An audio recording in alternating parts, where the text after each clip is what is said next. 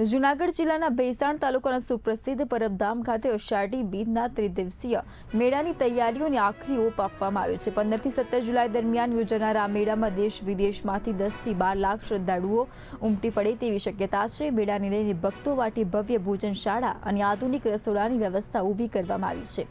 ભજન, ભોજન અને ભક્તિના ત્રિવેણી સંગમ સમાન આ ઉત્સવમાં 15,000થી વધુ સેવકો સેવા આપશે। લાખોની જનમેદનીને ધ્યાનમાં રાખીને પોલીસ પ્રશાસન દ્વારા પણ સઘન સુરક્ષા આયોજન કરવામાં આવ્યું છે। ડીવાયએસપી રવિરાજસિંહ પરમારની આગેવાની હેઠળ એસઆરપી, એલસીબી સહિત 526 જવાનોને 3 ઝોનમાં તૈનાત કરવામાં આવ્યા છે। પરબધામ ખાતે ભક્તો શાંતિપૂર્ણ માહોલમાં મેળાનો લાભ લઈ શકે તે માટે તંત્ર અને આયોજકો દ્વારા તમામ તૈયારીઓ પૂર્ણ કરવામાં આવી છે।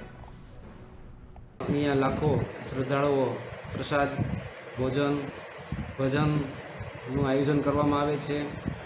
આ અષાઢી બીજ પર્વે મા અમરમાની દેવદાસ બાપુની ચેતન સમાધિએ બધા દર્શન કરે છે। 400 વર્ષથી આ અષાઢી બીજનો મેળો ઉજવવામાં આવે છે। આ દિવસે દેવદાસ બાપુ અને મા અમરમાએ ચેતન જે સમાધિ લીધી હતી એ નિમિત્તે આ મેળાનું આખું આયોજન કરવામાં આવે છે। કેટલા વર્ષોની બાપુ આપણી આ પરંપરા છે અને આ જગ્યાની શરૂઆત કઈ રીતના થઈ? આ સત્સર્ભંગ ઋષિનો ધૂણો અહીંયા છે। દાદા મેકરણભાઈ આ ધૂણાને ચેતન કર્યો હતો અને ત્યારથી આ બહુ જૂની આ જગ્યા છે અને આ પરંપરા અષાઢી બીજનો જે ઉત્સવ છે એ આશરે 400 વર્ષથી આ પર્વ ઉજવવામાં આવે